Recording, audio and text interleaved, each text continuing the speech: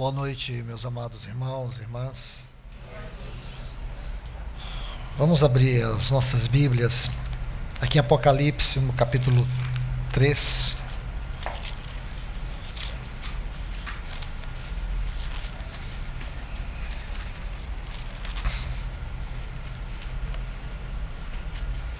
Vamos ler os versículos 1 a 6.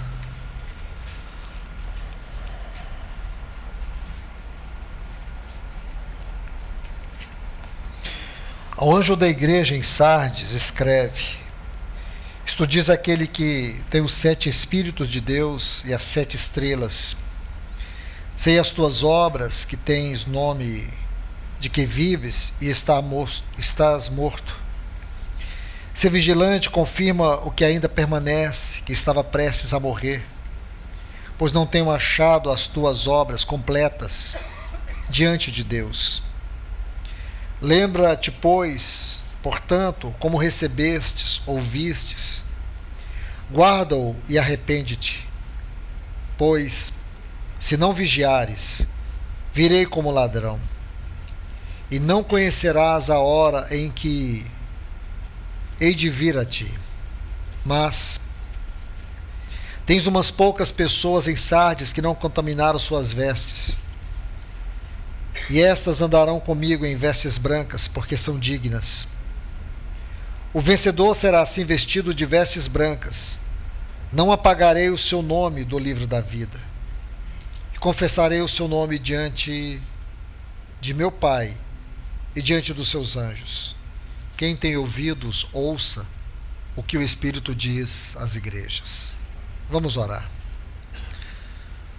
Amado Deus, bendito Pai, no maravilhoso nome de Jesus, é neste nome santo e glorioso que nós estamos aqui reunidos mais uma vez, pedindo a Tua misericórdia, pedindo o Teu socorro para nós aqui nesta reunião.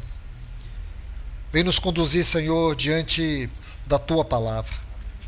Só o Senhor para poder falar a nós. Só o Senhor para revelar a Tua mente sobre esses textos que nós acabamos de ler. Tem misericórdia de nós, Deus. Nós te pedimos em nome de Jesus. Amém.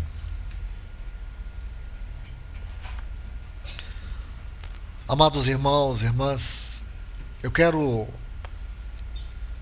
dar um passo a mais dentro daquilo que nós estivemos estudando na quarta-feira, sobre o mover de Deus ao final de uma dispensação. E creio que aqueles que estavam presentes e puderam ouvir a palavra, sabem que nós estudamos um pouco sobre o livro de Esdras e Neemias, mesmo que de uma maneira panorâmica, mas estivemos focando nesses livros. Esses livros, dentro da bibliologia, eles tratam daquilo que nós chamamos a restauração do testemunho de Deus. O livro de Esdras, ele enfoca a restauração da casa de Deus. E o livro de Neemias, a restauração dos muros de Jerusalém.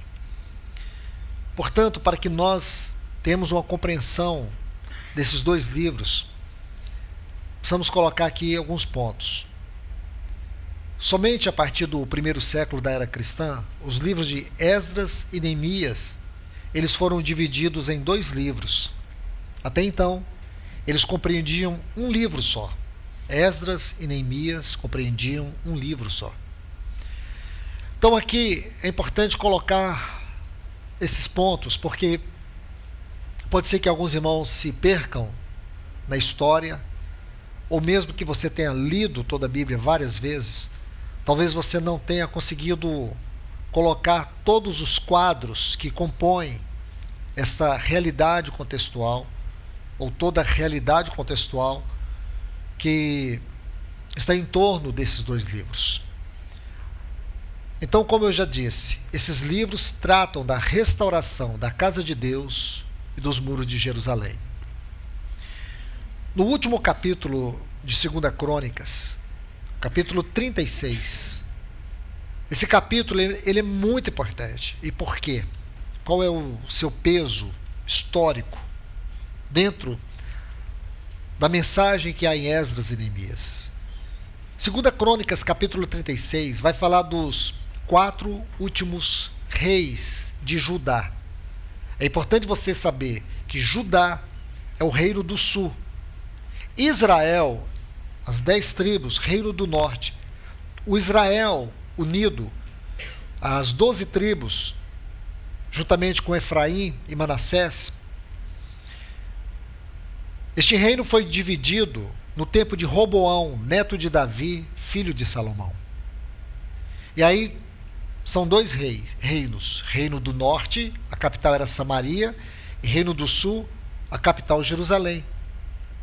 Aqui no reino do norte, tivemos 19 reis. Todos os reis foram ímpios, de maneira que essas 10 tribos, elas desapareceram no ano 722, quando a Síria conquistou o reino do norte, levando todas essas tribos.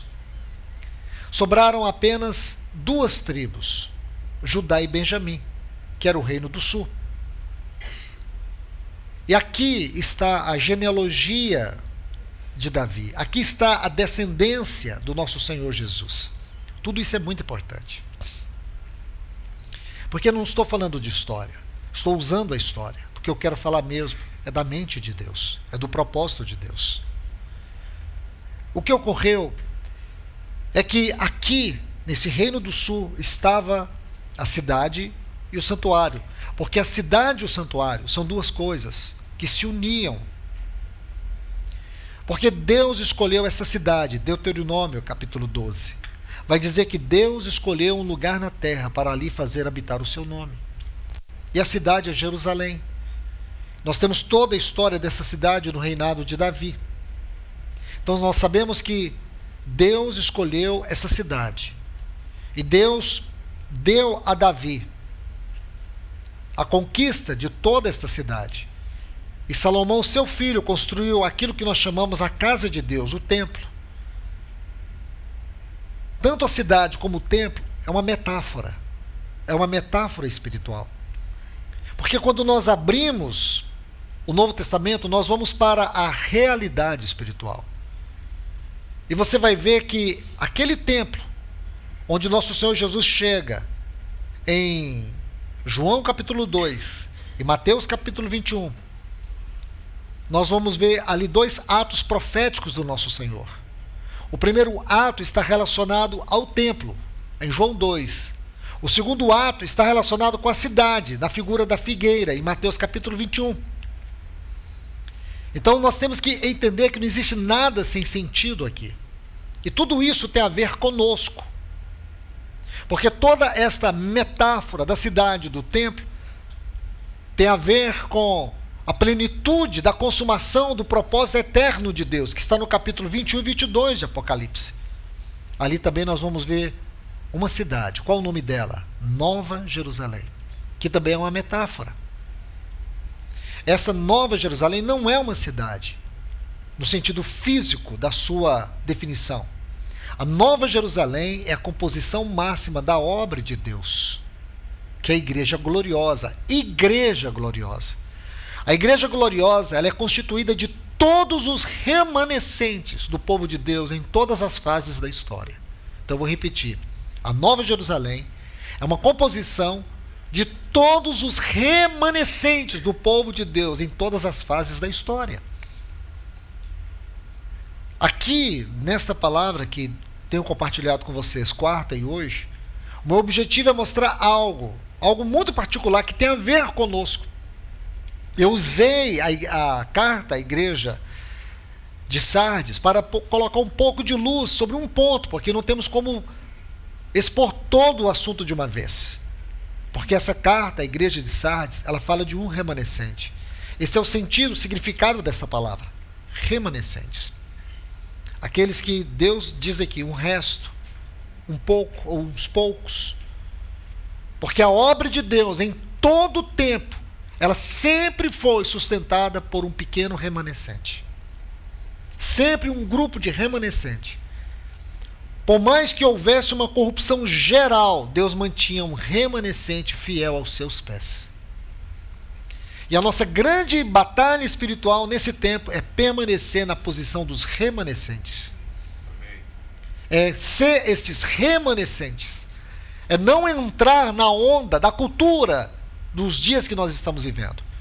Mas é permanecer em conexão com os céus.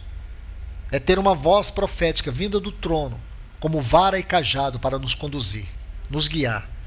Onde Deus nos dá uma mesa cercada por todos os nossos adversários. O mundo, a carne, o diabo e a morte. Tudo isso está em torno de nós. Mas ainda conseguimos ter uma mesa farta da presença do Senhor entre nós, mesmo nesse mundo hostil. E aqui nós vamos ver, na história de Esdras, que esta cidade e este templo agora está em ruínas. O que aconteceu? Nós vamos ver que no tempo de Jeremias, o profeta Jeremias, Deus o levantou. Desde Josias, Jeremias já era profeta.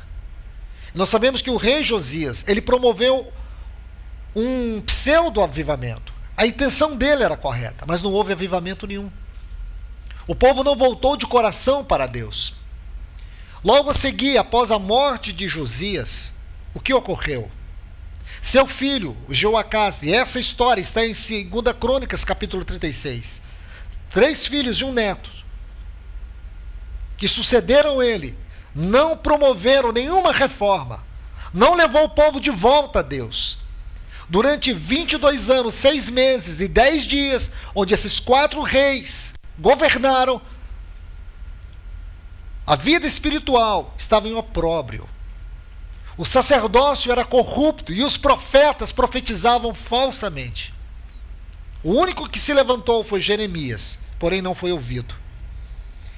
Então, durante o reinado de Jeoacás, Jeoaquim, Joaquim e Zedequias, esses 4 últimos reis, foi quando a cidade foi invadida pela Babilônia.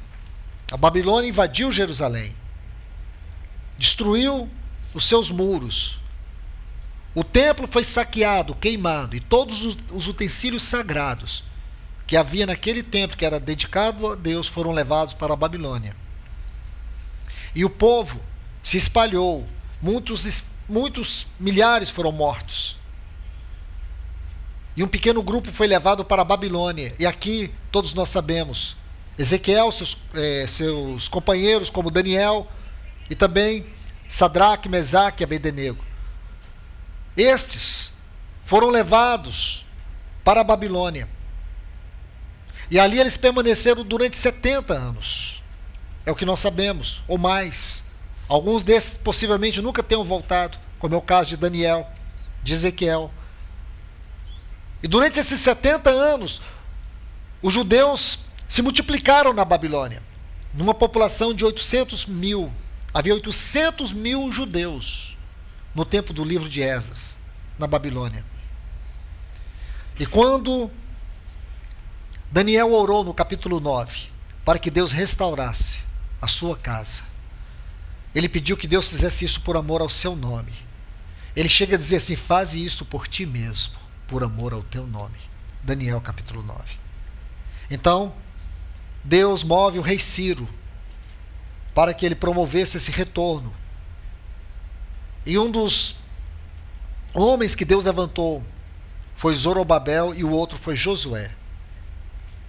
Zorobabel era filho de Seatiel, que era filho de Jeoaquim. E Zorobabel, juntamente com Josué, e um grupo de 50 mil judeus retornam para poder reedificar a casa de Deus. E aí eles vão reedificar a casa de Deus. Com muita dificuldade, porque durante 21 anos eles estiveram trabalhando na restauração da casa de Deus. Porém, houve muitas oposições. Por causa dessas oposições, a casa ficou parada durante 15 anos. No capítulo 4 do livro de Esdras, você vai ver as oposições, as difamações, tudo que o inimigo podia fazer para impedir a restauração da casa, ele fez. E durante 15 anos, a casa ficou parada. Aí Deus levantou 2 profetas, Ageu e Zacarias. Ageu o mais velho, Zacarias o mais jovem. Esses 2 profetas foram levantados para reanimar o povo. Esse é o ponto, irmãos. A restauração da casa de Deus. Qual a importância de toda essa história de Esdras e Neemias? É que quando você termina a primeira parte, esse livro de Esdras é dividido em duas partes. A primeira parte vai do capítulo 1 ao capítulo 6.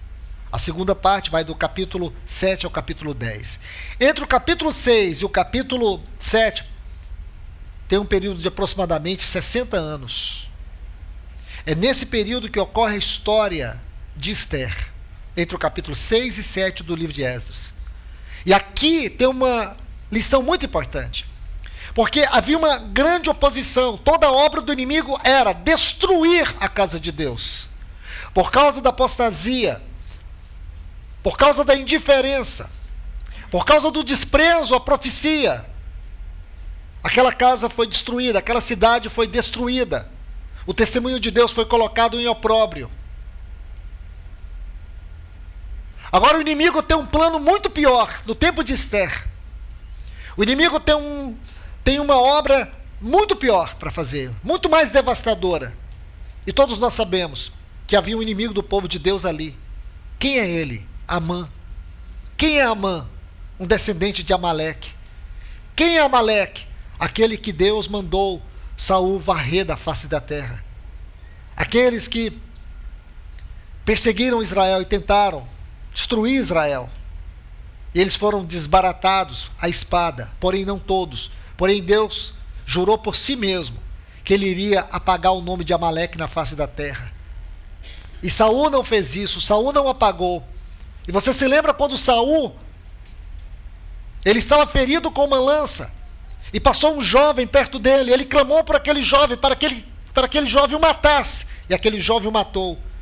Quando aquele jovem o matou, o que ele fez? Ele correu para Davi, e trouxe a notícia e disse: Saul está morto. E Davi disse: quem te disse isso? Ele disse: eu o matei. Ele perguntou: quem é você? Ele disse: eu sou um amalequita. Saul não matou Amaleque, mas Amaleque matou Saul. Amaleque é uma figura da carne. Aquilo da carne que você não destrói é o que vai te destruir. Então, aí, aqueles agagitas que Saul deixou, eles agora têm um descendente muito tempo depois. Está lá no reino do Império da Pérsia, onde Esther a rainha. E agora tinha um plano para varrer. Havia todo um plano para varrer os judeus da face da terra. Seria uma situação muito pior do que aquela da Babilônia. Mas Deus levantou uma mulher. Esther capítulo 4, versículo 14, Mardoqueu diz assim para ela: quem sabe se para tal tempo como estes fostes elevada rainha. Ela entendeu a sua missão e o seu chamamento. Ela viu que ela não ganhou aquela posição de rainha porque ela era a melhor, a mais bonita. Não. Na verdade, Deus não colocou ela no trono para que o trono fosse para ela um fim em si mesmo. Deus colocou ela no trono por causa do propósito dele, não por causa do propósito dela. Quando ela entendeu, ela viu que ela tinha que correr o risco de perecer. E ela foi até o rei, alcançou o favor. E aí Deus mudou a história, porque uma mulher se colocou na brecha. Foi isso que aconteceu. Aí a história, ela tem uma continuidade. Aí quem volta para Jerusalém? Quem vem a Jerusalém? Vem Esdras. Sabe qual era o papel de Esdras? Adornar a casa de Deus. Restaurar o culto e a devoção. Que coisa linda, irmãos. Aí quando você termina o livro de Esdras, capítulo 9, capítulo 10, aí vem uma apostasia, uma frieza, carnalidade, pecados, misturas, tanta coisa que não podia. Aí o povo desanima, o povo está completamente desanimado. Aí um grupo de judeus, eles vão até a Pérsia, e encontram um homem que tinha uma posição delicada, importante. Aquele homem cresceu de uma forma tão honrada e digna, e ele alcançou uma posição ímpar para um judeu naquele tempo. Qual o nome dele? Neemias. Ele estava tão bem na sua função. Neemias era um homem honrado. Ele era aquele que entrava diante do rei com um copo, com a taça de vinho. O rei só bebia alguma coisa se Neemias primeiro pudesse beber. Ele era um homem que o rei confiava a sua vida a ele. Não havia dois homens assim na Pérsia. Ele entrava diante do rei. O rei não tomava nada, porque a vida do rei estava nas mãos de Neemias. Ele era o homem da mais alta confiança. Quem poderia, como judeu, ter uma posição daquela? Não havia outro. Não havia 2 judeus no mundo que tivesse a posição que Neemias tinha. Mas Neemias, ele era piedoso. E seu irmão Anani com alguns vieram visitá-lo. E ele perguntou: como está Jerusalém? Aí Anani disse: a cidade está devastada. Os muros estão destruídos. Os inimigos cercaram a cidade em volta. Aí Neemias entrou num conflito tão grande, porque como copeiro do rei, ele jamais podia chegar diante do rei de qualquer maneira. Ele jamais poderia entristecer-se diante do rei. Se Neemias demonstrasse tristeza e o rei desagradasse, ele poderia ser preso, executado. Ele sempre tinha que chegar com um olhar alegre, confiante, porque qualquer suspeita que o rei tivesse, ele seria destituído ou mesmo morto. Só que Neemias não conseguia esconder o seu semblante. O rei olhou e disse: o que está acontecendo, Neemias? Você não está bem. Ele disse: eu não posso estar porque a cidade dos meus pais está em ruína. Não era a cidade pela cidade, era o testemunho de Deus na cidade. Estava em opróbrio. Aí você vê, tudo muda. O rei lhe concede favores e agora ele vai para poder reedificar os muros. É uma outra história linda que eu não tenho tempo de contar. Mas nós sabemos que ao final, por favor, abra sua Bíblia no capítulo 12 do livro de Neemias. Neemias, capítulo 12. Veja que texto mais impressionante.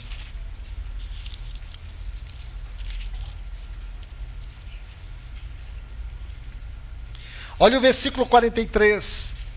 Naquele dia, me perdoe, deixe-me voltar ao 42, que vai ficar mais completa a leitura.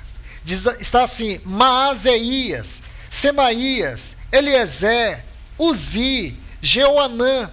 Neemias capítulo 12, versículo 42 e 43. E diz: naquele dia ofereceram grandes sacrifícios e se regozijaram, pois Deus os fizera regozijar com grande gozo. Também as mulheres e as crianças se regozijaram, de sorte que a alegria de Jerusalém se ouvia de longe. O que aconteceu aqui, irmãos? Essa cidade não estava em ruínas, seu templo não estava destruído. O que foi que aconteceu? Sabe o que aconteceu? Deus trouxe um avivamento em Jerusalém. E esse avivamento foi tão poderoso, tão grandioso, que depois dessa história, nós temos 400 anos, aquilo que chamamos de um silêncio profético. Não o silêncio dos atos de Deus, mas um silêncio profético. 400 anos se passaram. E quando você olha de maneira bíblica, qual é o próximo acontecimento depois do livro de Neemias? O capítulo 2 do livro de Lucas. E o que está no capítulo 2 do livro de Lucas? Um pequeno remanescente fiel, aguardando a vinda do Messias. Essa é a história. Por mais que eu tenha sido tão simplista aqui, eu quero que vocês entendam que este foi o mover de Deus. Ele restaurou sua casa, ele restaurou a devoção, ele restaurou o serviço. Esses livros, eles vão falar disso. Esdras e Neemias vai falar da restauração da casa de Deus, da restauração da devoção a Deus e da restauração do serviço a Deus. É isso que nós chamamos de restauração do testemunho do Senhor, porque é a sua obra, é a sua casa. Nós temos que entender isso, irmãos. O que tem ocorrido aí durante séculos. Porque quando olhamos para Atos dos Apóstolos, nós vemos a igreja. Uma igreja que tinha fundamentos doutrinários e fundamentos práticos. Uma igreja como um lugar onde os céus e a terra se encontravam. É só você olhar Atos capítulo 2. Você vai ver que havia ali uma igreja que perseverava na doutrina dos apóstolos. Atos capítulo 2, versículo 42. Perseverava na comunhão, perseveravam na mesa do Senhor, perseveravam nas orações. Era uma igreja bíblica, uma igreja que ela era a continuidade do ministério de Cristo. Eu vou repetir isso com muito cuidado, irmãos. A igreja primitiva, ela era a continuidade do ministério de Cristo. Será que isso não te diz nada? Será que isso não te incomoda? Nós hoje temos que ser a continuidade do ministério de Cristo. E nós somos. Nós temos sido, irmãos. Em quais pegadas nós estamos? Qual é o nosso farol que nós seguimos? Qual é a nossa visão celestial? Nós não podemos ser menos do que isso. Não podemos ser uma igreja reduzida a conceitos. Como disse o nosso irmão Ricardo, nós não estamos aqui debaixo de uma instituição. Não é um institucionalismo, não é um eclesiasticismo. Nós somos e devemos ser a casa de Deus. Nós devemos ser o povo de Deus na terra. Se nós amamos a volta do Senhor, nós temos que amar, restaurar a casa de Deus. Se nós cremos que somos o povo de Deus, então nós temos que ser o povo de Deus no conceito bíblico, do padrão bíblico da palavra. Não podemos pensar diferente. Então temos que nos reunir como a casa de Deus. Temos que ter uma devoção restaurada. O que é uma devoção restaurada? É uma igreja que ama, está aos pés do Senhor e tem Ele com toda a sua centralidade, exclusividade e glória. Nossos cânticos não podem ser simplesmente cânticos litúrgicos. Nós precisamos cantar o que nós amamos viver. Nós devemos cantar o que Ele é para nós. Nós devemos cantar sua própria pessoa. Nós não podemos nos acostumar a reunir de forma litúrgica, fria, indiferente. Isso não pode ser igreja. Nós precisamos ser um lugar onde os céus e a terra de fato se encontram. Nós temos que ser a expressão visível do Deus invisível. Nós temos que lutar para isso, irmãos. E não nos acomodar com reuniões, com planejamentos, com planilhas, com estratégias. Nada disso, irmãos. A medida de Deus entre nós é o seu fluir. É o seu fluir que nos leva a reunir. É o seu fluir que nos leva a servir. É o seu fluir que nos leva a adorar. A questão é que muitas vezes nós ficamos com o nosso coração, com a nossa mente entulhados de conceitos, de expectativas sem sentido. Da mesma forma como Deus levantou esses poucos aqui para restaurar a sua casa, Ele está nos levantando nesse tempo, irmãos. Se nós amamos a volta do Senhor, nós temos que nos ocupar com a restauração da casa de Deus. A grande mensagem do nosso Senhor Jesus em João 14 é sobre isso. Quando Ele diz, na casa de meu Pai há muitas moradas. Talvez muitos, como eu, que são cristãos desde criança, devem achar que casa do Pai é os céus. Doutrinariamente falando, nunca, irmãos. A casa de Deus é um lugar na terra. A casa de Deus é um lugar na terra. Ele que quis.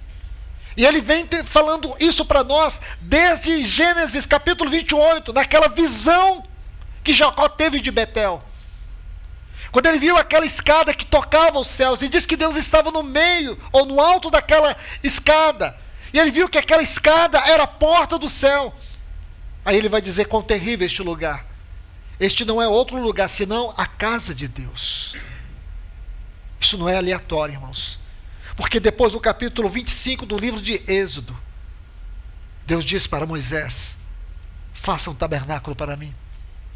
Irmão, irmã, quando Deus diz para Moisés, faça um tabernáculo conforme o modelo que eu te mostrei, você vai ver que cada detalhe, cada medida, cada item, cada peça, cada móvel, cada elemento, tudo isso aponta, em primeiro lugar, para a pessoa e obra do nosso Senhor Jesus.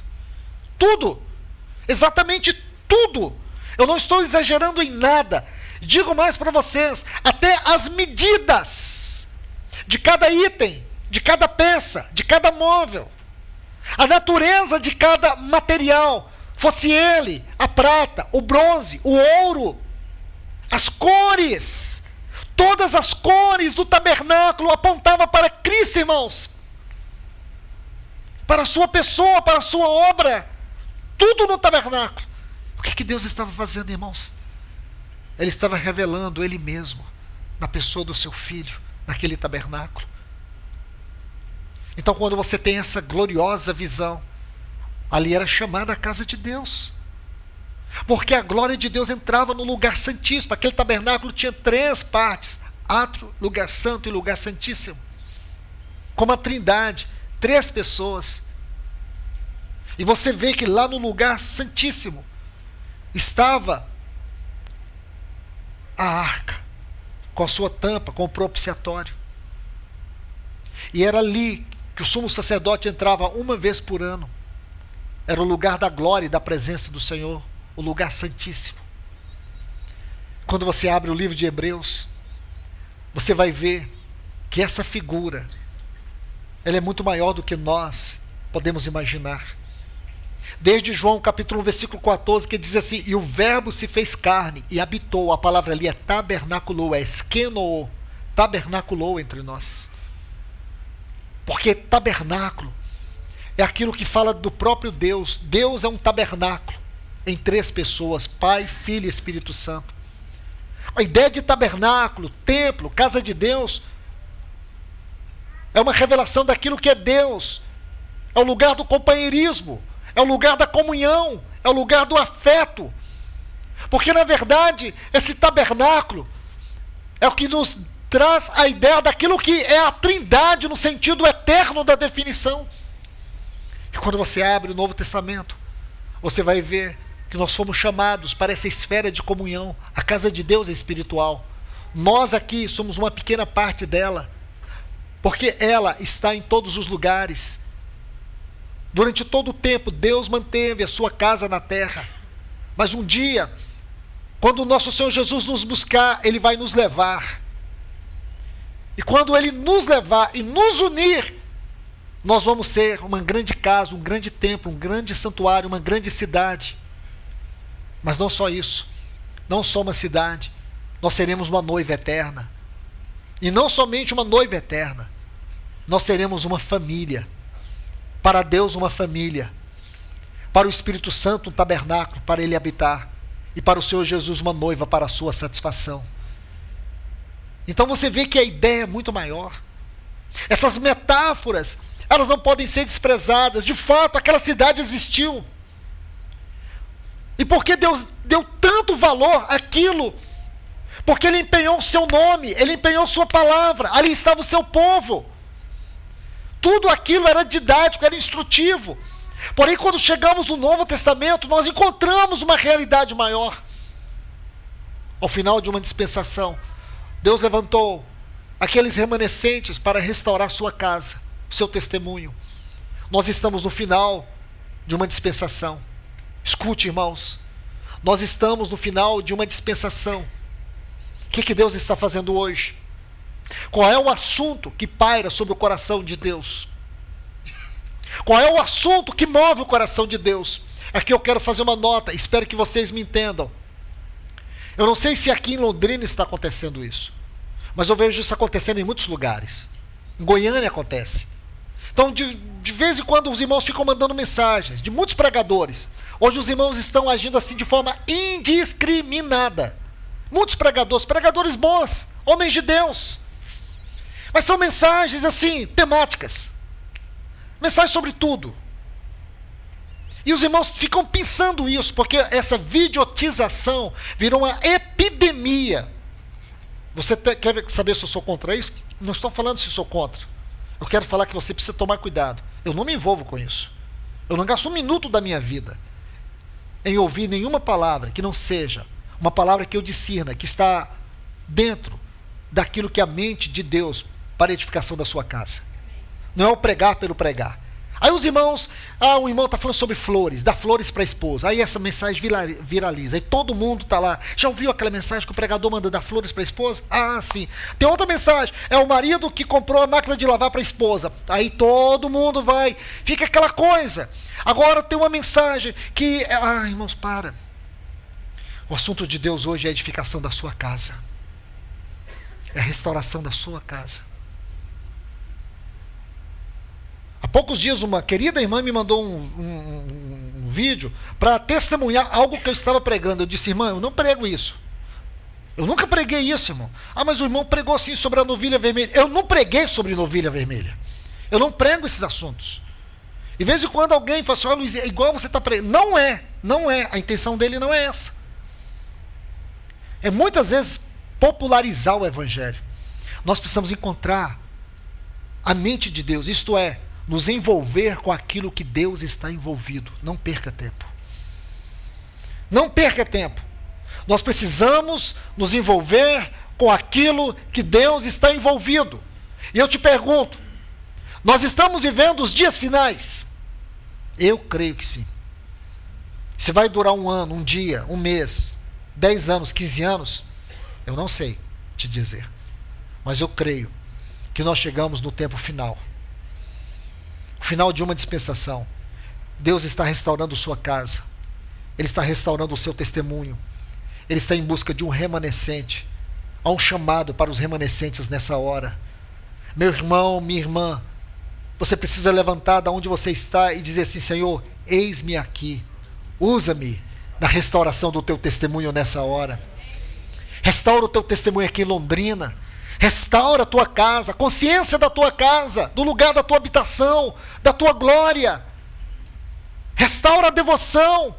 Restaura os serviços entre os irmãos, a cooperação, a fome de ti, fome de Deus, fome da palavra, fome de oração, fome de congregar, fome de comunhão.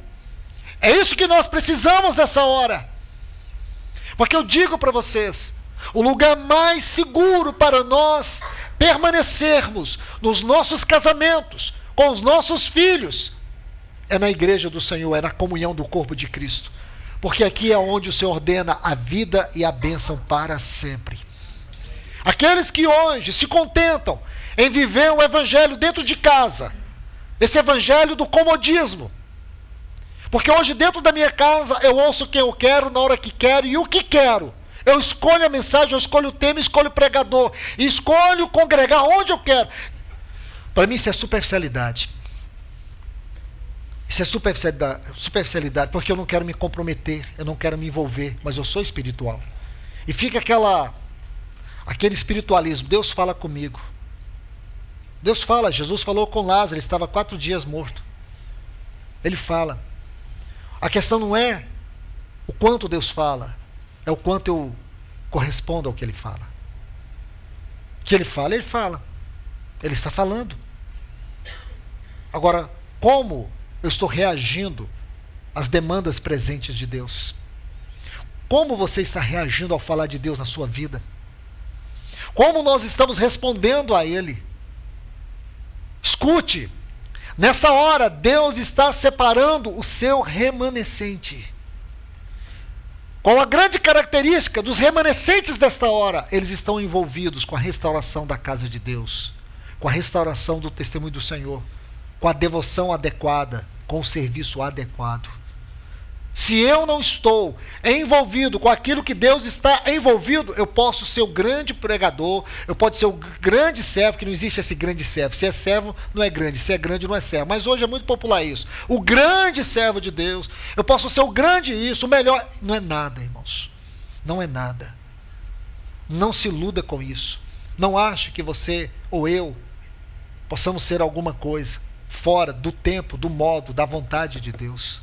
O Senhor está nos chamando. Ele chamou aqueles homens, aquelas mulheres. Eles saíram da Babilônia. Sabe o que eles tinham na Babilônia? Eles tinham sinagogas. Lá nas sinagogas tinha a leitura da lei, tinha uma liturgia. Deus não estava se movendo em sinagogas. Deus não estava se movendo naqueles lugares. Ali não é o lugar da casa de Deus. A casa de Deus é espiritual. É isso que Deus quer que você e eu saibamos. O Senhor quer fazer algo grandioso no nosso meio nesse tempo, irmãos. Há promessas e textos que nos dão substância para poder crer, ter certeza e aplicar isso à nossa vida. Deus, Ele vai restaurar a sua casa. Deus vai restaurar o testemunho do seu nome. Deus terá um povo aqui, um remanescente fiel no tempo da volta do seu Filho. Que eu e você estejamos lá, que eu e você estejamos prontos. Nós não podemos aceitar a mediocridade espiritual como uma condição normal para a nossa espiritualidade. Não. Deixe-me mostrar algo para vocês. Livro de Hebreus, capítulo 12. Veja o versículo 18.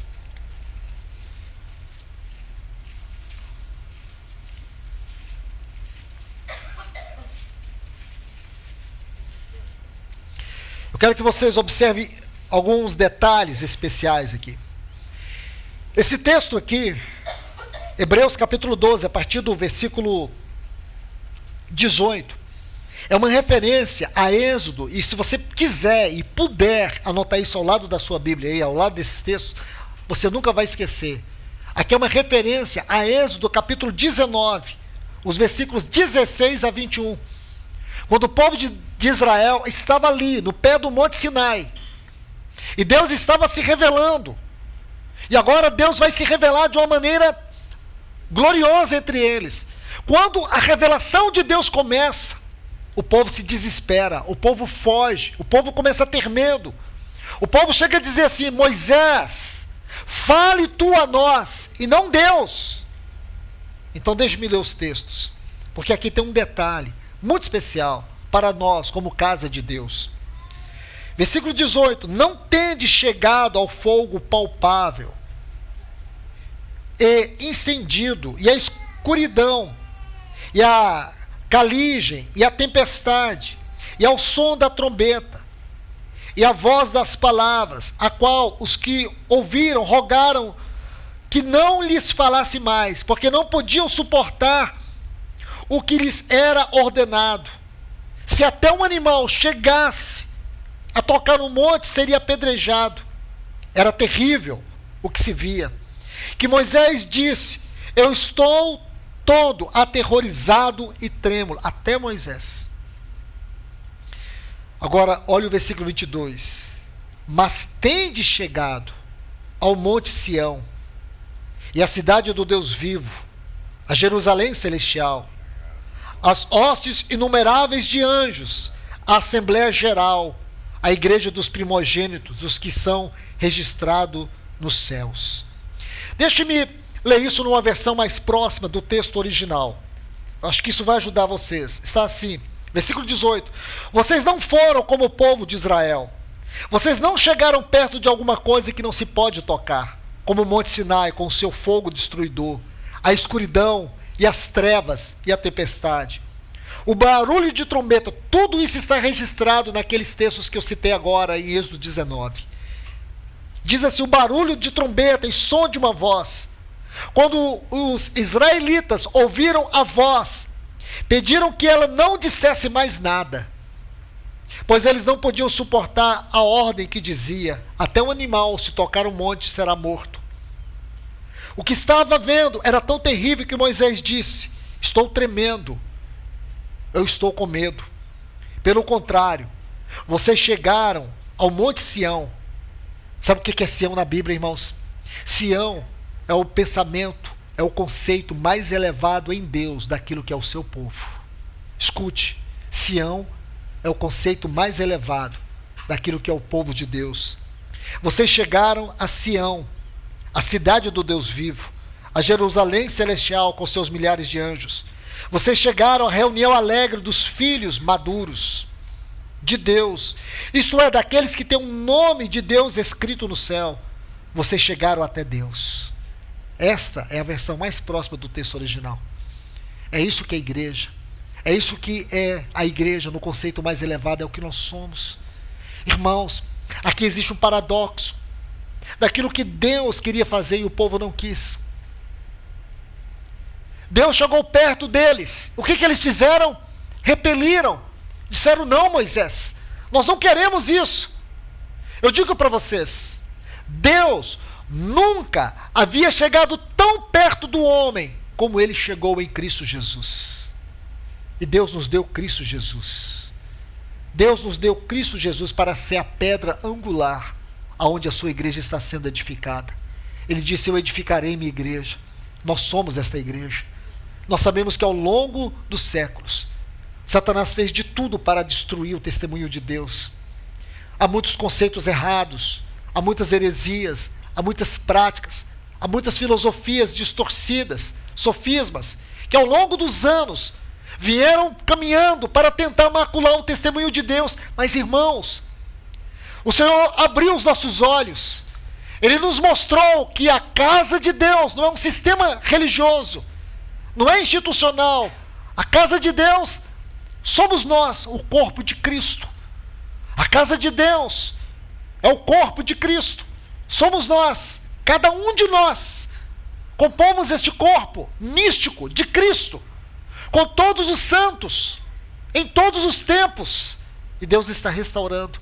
Ele nos deu essa visão da casa dele. Ele nos deu a visão que nesta casa só Cristo tem a centralidade e mais ninguém.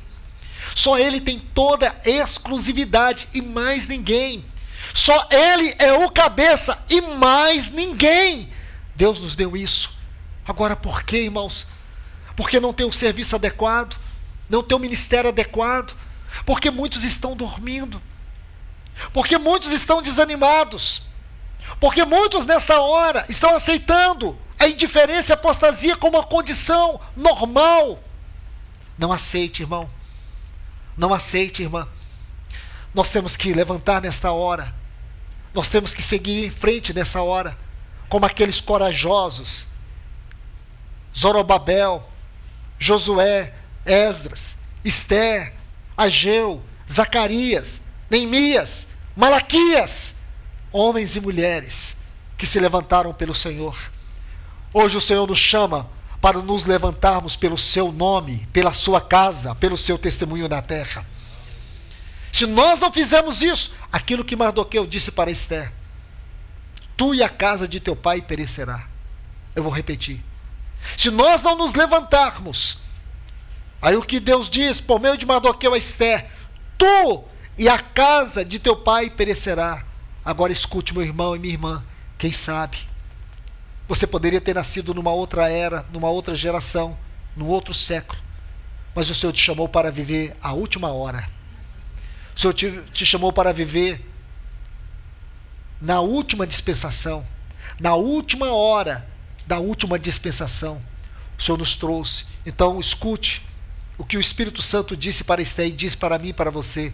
Quem sabe se para tal tempo como este, Deus te revelou Cristo. Deus trouxe o Espírito Santo e fez ele habitar no teu coração. Deus te escolheu em um mundo de trevas, onde eu e você estávamos mortos em delitos e pecados. Ele nos salvou. Ele nos tirou do império de trevas, nos colocou no reino do seu Filho, escreveu o nosso nome no livro da vida. Nada, nem ninguém vai apagar aquilo que ele escreveu.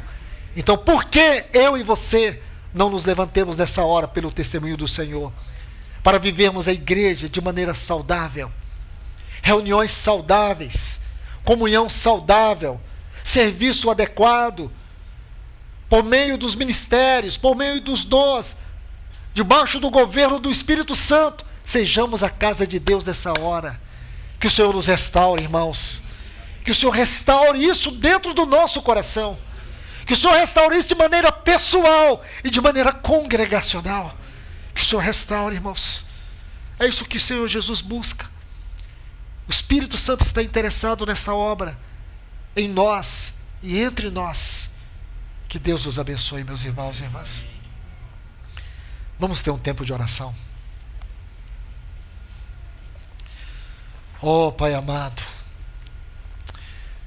Senhor, da mesma forma que o Senhor levantou aqueles pequenos remanescentes, levanta nós também, Senhor.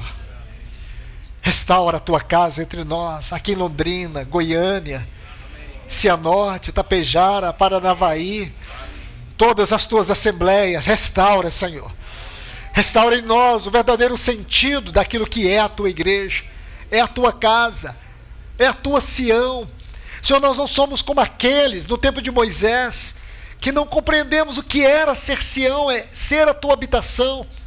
Aqueles que preferiram que o homem falasse, não tu. Senhor, nós somos o teu Sião, Senhor.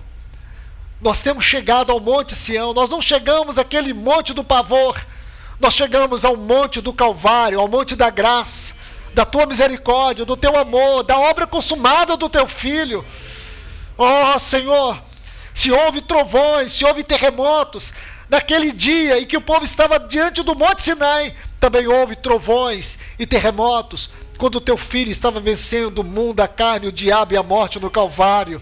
Agora o Senhor está edificando a tua casa, no poder da vida e ressurreição do teu Filho. Edifica a tua igreja aqui em Londrina, Senhor. Edifica a tua igreja em Goiânia, em Paranavaí, em Tapejara, em Cianorte, em tantos lugares. Levanta o teu povo nesta hora, Senhor. Somos a tua casa, somos o teu povo. Nós somos o lugar onde os céus e a terra se encontram. Abra os nossos olhos, Senhor. Abra os nossos olhos nesta hora. Nós te pedimos em nome de Jesus. Em nome de Jesus. Amém, Senhor.